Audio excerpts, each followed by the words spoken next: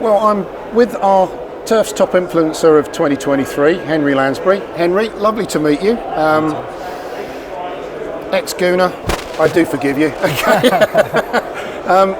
We were just talking earlier. I mean, you're relatively new to the industry, and I think this was something that you weren't aware of. And a colleague of yours kind of mentioned that you were in the running for it, and lo and behold, you ended up getting voted top man. Yeah, I think obviously my social media might have had a little help with that, and but I think they've adapted to me as well, like leaving the pitch and obviously looking after the pitches now, and obviously the lawns and stuff like that. But no, it's been brilliant, and to be named with some of them groundsmen itself, I was like, wow, I've actually made an impact on this.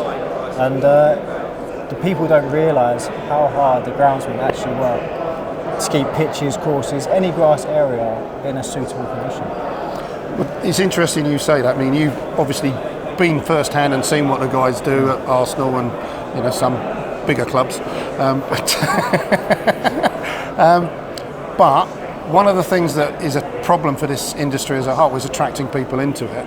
And I think the profile that you've got, not just within the industry, but through mainstream media. I mean, I think you've had coverage in things like The Guardian, and other, top Fleet Street publications. Makes people aware that it's not just about cutting grass and occasionally watering it. I know you've got a product, but from our point of view, I think it's that profile that you're giving turf care as a profession. Yeah, definitely. Well, they deserve it. I've said it in enough interviews now. Like the ground staff of every club do not get enough credit. The pitches would not look as they did if the guys didn't work as hard as they do. And the knowledge they have of everything going into turf care is phenomenal. And obviously I'm just new to this, but like going out of them and learning everything is like amazing for me. I'm like a kid in a candy store now.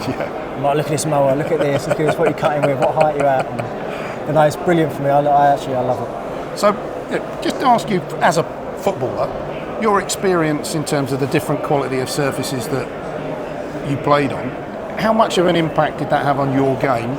And were there, grounds that you were going to go to that you knew, I'm going to have a better chance here because it's going to be a nice pitch?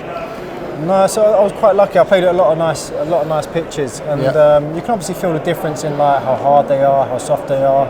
If you're going to wear a stud, if you're going to wear a mould. But I was quite lucky. Like I wasn't a quick player, so I could get away with wearing moulds every time, which was perfect for me. If the pitch was a bit softer, I wasn't quick enough to slip and all that. But now, obviously, like all the stuff that's going into it regarding the science behind how hard a pitch is, how soft it is, and as a player, you don't think about that. You're just going out there saying, "Oh, it looks nice, ball's zipping about, perfect, we can play on this." Okay. And I think you had the pleasure of being at Arsenal and knowing Steve Braddock.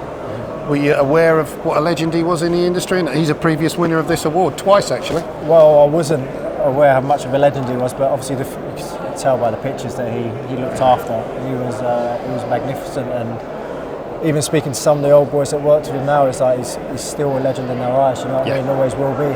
And he's done such a fantastic job of boosting this industry. Henri, pleasure to meet you. Thank you very much. And we wish you all the success with everything you're doing. And I think you're starting to make roads into the professional side of things now, hopefully, not just domestic. Yeah. No, hopefully we'll get there in the end. We'll keep watching. Cheers. Thank you.